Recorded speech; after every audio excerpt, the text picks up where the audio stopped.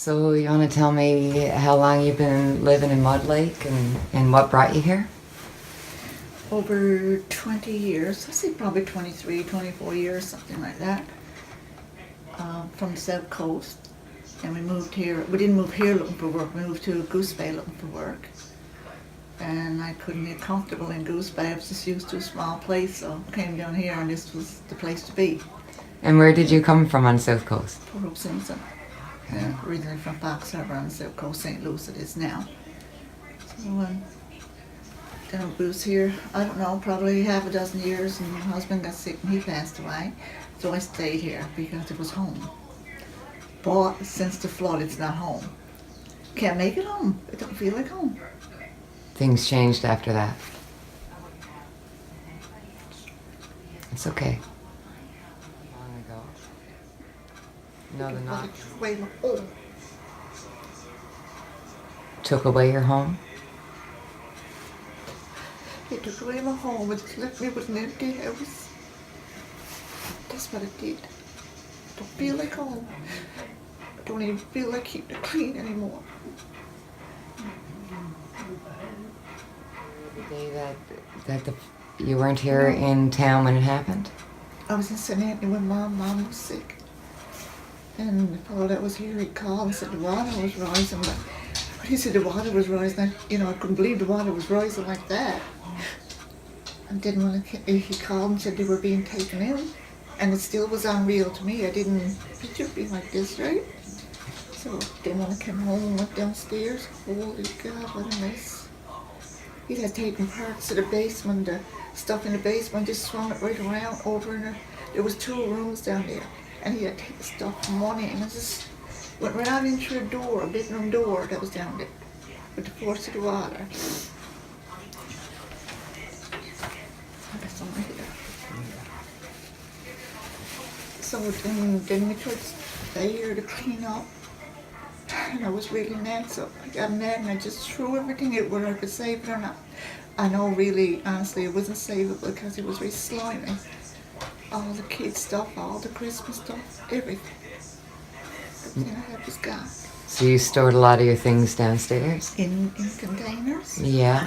And you don't know what was gone until you went to look for it. I took my curtains down. When I get my other curtains, I threw them on the floor to wash them. To go get my other ones, but I don't have them, right? This is the first you're realizing, because it's the first year after, so. And like I said, it just took away everything. It just took away the value of my home. A house is a house, but you have to make it into a home. So that's exactly what I did. And you said you've been here like 23, 24 years. You've been in this home all that time? Yeah. I'm trying to get it, suitable for as you get older to do it up and try to get everything in order, but when I said the water was rising, I knew it was going to rise, but I didn't know it was going to rise like that. Right. And in all your time here, well, you weren't expecting it because you'd never seen it like that before? Never seen it like that before. Never seen it.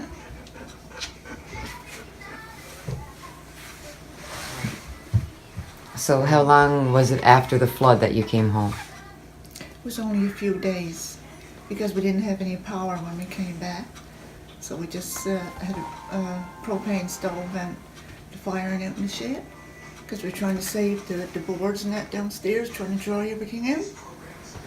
So we stayed here with no power and that and just boiled the kettle on the propane stove and the wood stove. And then the house over, not the one next door, the one over from that, ran an extension cord over here so we could get TV and have the refrigerator plugged in.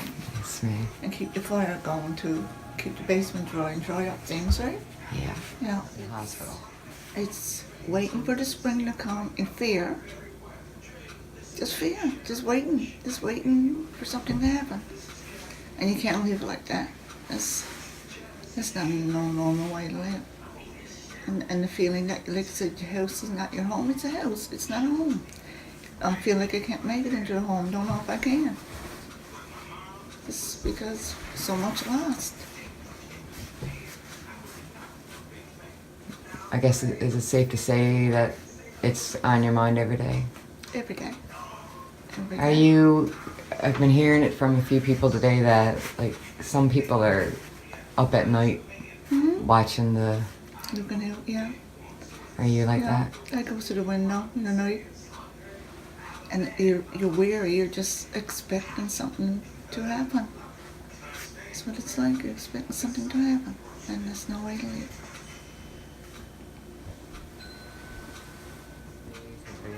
Yeah. So it's the place where you ultimately Yes, want to It live. was the place where I wanted to stay until I couldn't take care of myself anymore. I can't make that plan now. I'd love to. I like from the guarantee that nothing is going to happen, but I don't know if there is a guarantee for that now.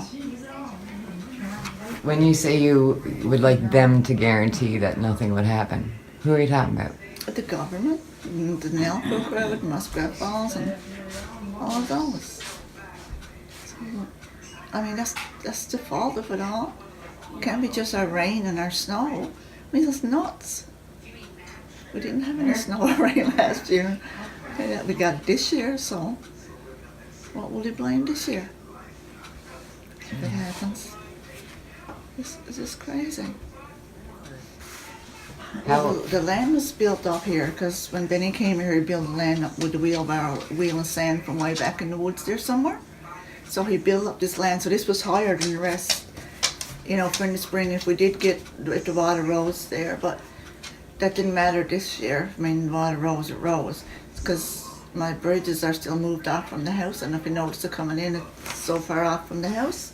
That's from then. Yeah. And the Bravo Skidoo in the shed, she still got water in the light, in the headlight, because that's how high the water was even in the shed, so that's high. And my Skidoo, she was underwater, so finally got her going anyway. So it ruined stuff. It wasn't just stuff, but it was things belonging to the kids and the grandkids and all that. And nothing left like that, because it was all stored. And my husband's belongings was downstairs, you know, like knickknacks belonged to him that the kids was going to have, and all it's all gone. Everything. And the water was very slimy. It was just like slime. Amazing. You go to wring something out, if you found your sheet or you found your quilt, you go to wring it out and your hands are slipping off with slime. So it was like, so of course that made me madder than more when outdoors. Right. So, I mean, you couldn't save it. It's impossible.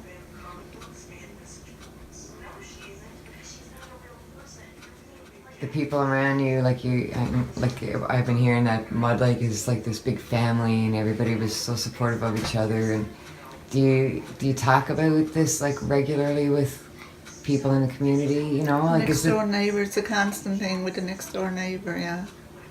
And even if you meet, it was only the other day I met someone up to the store, and that was the first thing they asked was about, are you staying down there? I says, you know, so long as I can. I don't know if it happens this year. I mean, I definitely got to get out, right? I just can't afford to keep doing it, even though the government gave us some money, but that was just some money, right? Some. Right. It's very costly to get the basement just wired. This is a fortune. Message that you'd like to get out? Well, Alcorn, although they should have done their homework before they even started this, they didn't do that. Because if they did, right? I mean, they should have, shouldn't they? They should have did their homework before and seen about our community and things like that. So if they go to other places to do things, people wants to make sure that whoever comes in got their homework done before they touch their communities and stuff on the land. That's a good message. Mm-hmm. Anything that you remember that you'd like to say? No, just that Something. I'm still angry. I'm still mad. Yeah, I'm still mad. I really appreciate you talking to us. I know it's not easy. Mm.